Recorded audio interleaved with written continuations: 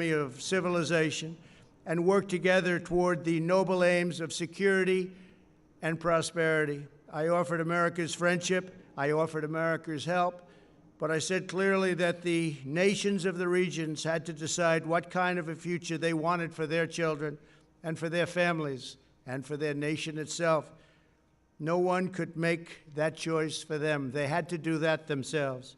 Today, the world sees that they're choosing cooperation over conflict, friendship over enmity, prosperity over poverty, and hope over despair. They are choosing a future in which Arabs and Israelis, Muslims, Jews, and Christians can live together, pray together, and dream together, side by side in harmony, community, and peace. Once again, let me congratulate the people of Israel, the people of the United Arab Emirates, and the people of the Kingdom of Bahrain. God bless you all. This is an incredible day for the world. This is a really wonderful and beautiful occasion. I want to thank all of the members of Congress for being here, senators, congressmen, congresswomen. We just appreciate it so much. Everybody wanted to be here. It's a very important day for the world. It's a very important day for peace. Before the parties sign the accords, I'd like to ask Prime Minister Netanyahu to say a few words, followed by the Foreign Minister of the United Arab Emirates and the Foreign Minister of Bahrain. Thank you very much. It's a great honor. Thank you.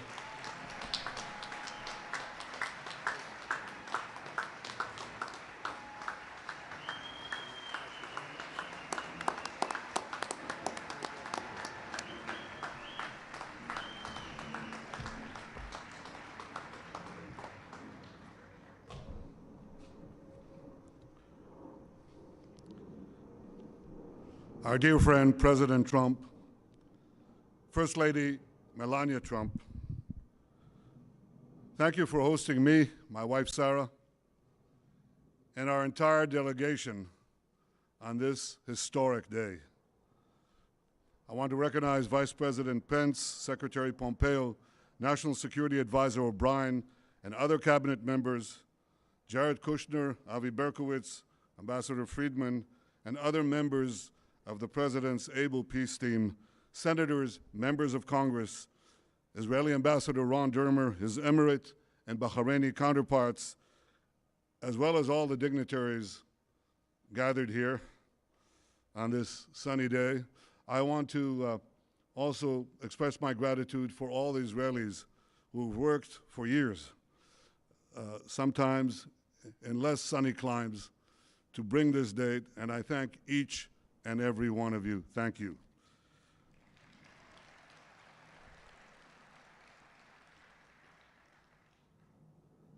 Ladies and gentlemen, Mr. President, this day is a pivot of history.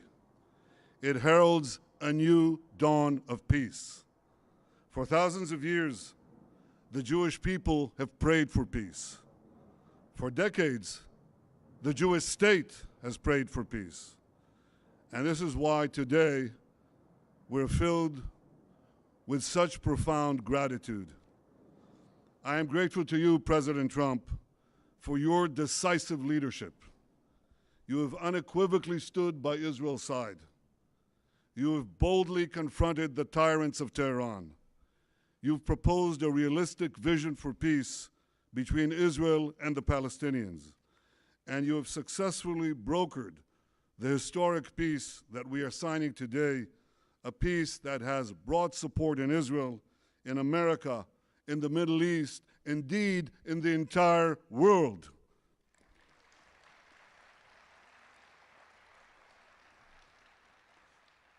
I am grateful to Crown Prince Mohammed bin Zayed of the United Arab Emirates and to you, Foreign Minister Abdullah bin Zayed.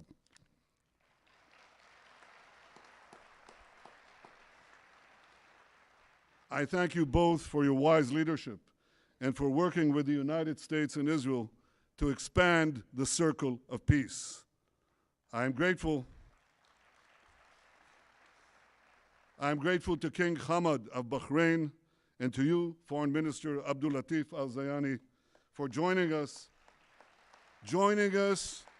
in bringing hope to all the children of Abraham.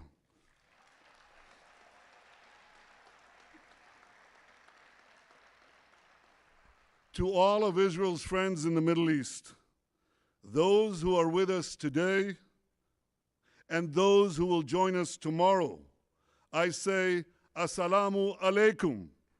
Peace unto thee. Shalom. And you have heard from the President that he is already lining up more and more countries.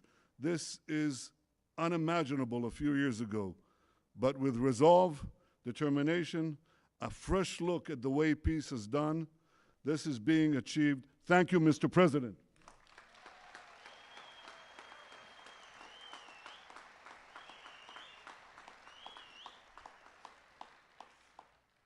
Ladies and gentlemen, the people of Israel well know the price of war. I know the price of war. I was wounded in battle. A fellow soldier, a very close friend of mine, died in my arms. My brother Yoni lost his life while leading his soldiers to rescue hostages held by terrorists at Entebbe. My parents' grief over the loss of Yoni was unrelieved until their dying day. And over the years, when I've come to console the families of Israel's fallen soldiers and victims of terror, I have seen that same grief countless times. And this is why I am so deeply moved to be here today. For those who bear the wounds of war, cherish the blessings of peace.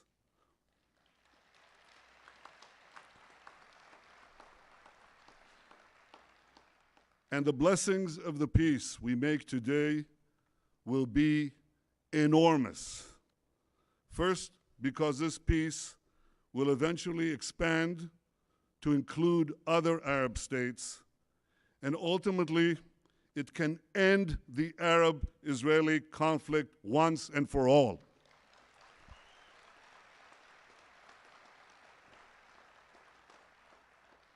Second, because the great economic benefits of our partnership will be felt throughout our region, and they will reach every one of our citizens. And third, because this is not only a peace between leaders, it's a peace between peoples. Israelis, Emiratis, and Bahrainis are already embracing one another. We are eager to invest in a future of partnership, prosperity, and peace. We've already begun to cooperate on combating Corona, and I'm sure that together we can find solutions to many of the problems that afflict our region and beyond. So despite the many challenges and hardships that we all face,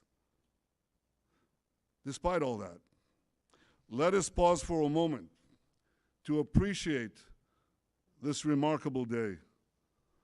Let us rise above any political divide. Let us put all cynicism aside.